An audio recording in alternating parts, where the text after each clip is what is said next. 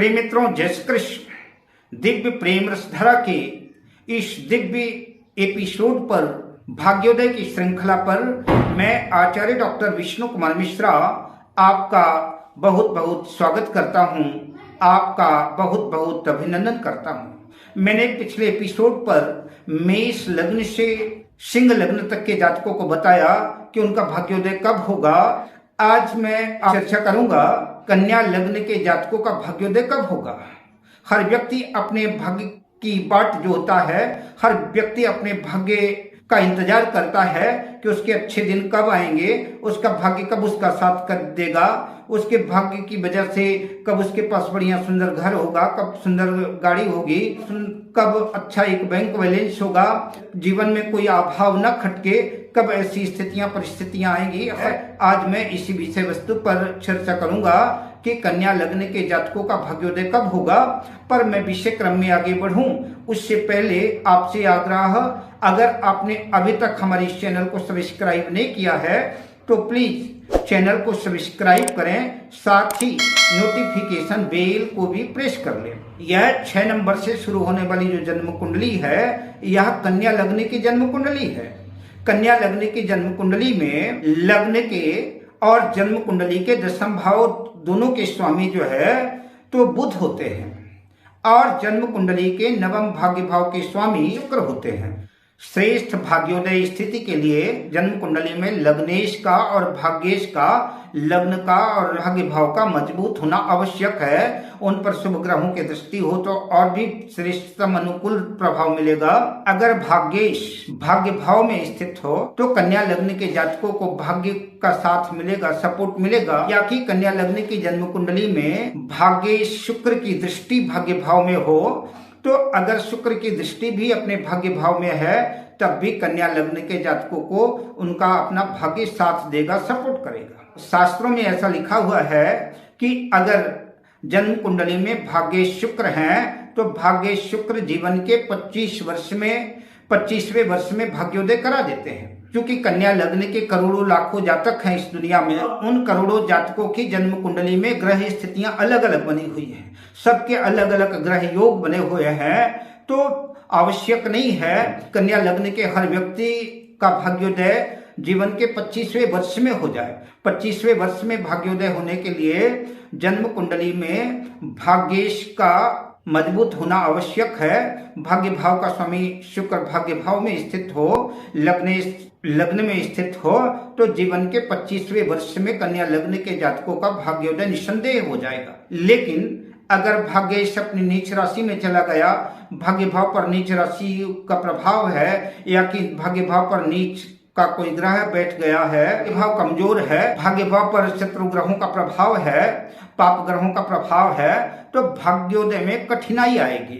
भाग्योदय की यथार्थ स्थिति जानने के लिए आवश्यक है कि किसी योगी ज्योतिर्विद से जो अपनी बर्थ डिटेल के साथ आप मिलें, परामर्श लें, तो श्रेष्ठतम जानकारी आपको आपकी जन्म कुंडली के अनुकूल मिल सकती है। कन्या लग्न की जन्म कुंडली में लग्नेश बुध और भाग्येश शुक्र दोनों ही योग कारक हैं। ज्योतिष के ग्रंथों में बुध और शुक्र की युति की अत्यंत महिमा है। बुध और शुक्र की युति जन्म कुंडली की में अगर बनती है तो लक्ष्मी नारायण योग बनता है।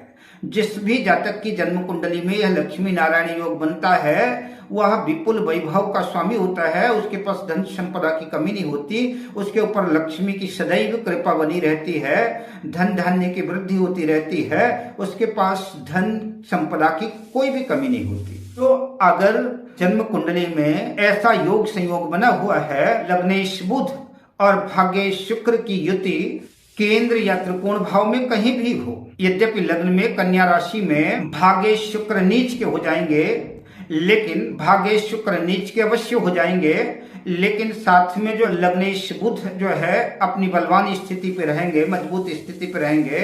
कन्या लग्न पर जो है बुध उच्च राशि में होंगे तो नीच भंग योग बन जाएगा। तो यह जो दुर्योग है भाग्येश के नीच होने का, वह सुंदर सुयोग में कन्वर्ट हो जाएगा, सुंदर संयोग में तब्दील हो जाएगा और नीच राजभंग योग बन जाएगा। तो जन्म कुंडली के केंद्र या त्रिकोण भाव में कहीं भी बुध और शुक्र की युति है तो लक्ष्मी नारायण योग बनेगा।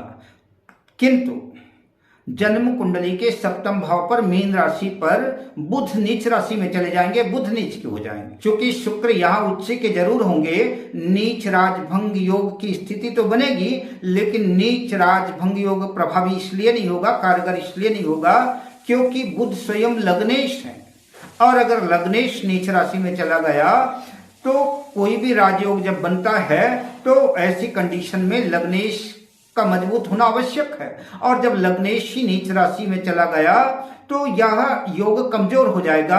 तो सप्तम भाव को छोड़ करके केंद्रीय या त्रिकोण भाव में कहीं भी लक्ष्मी नारायण योग बनता है तो कन्या लग्न के ऐसे जातकों की भाग्योदय नित निरंतर होगी, भाग्य सदा सर्वदा साथ देगा और किसी चीज की इनके जीवन में कमी नहीं रहेगी।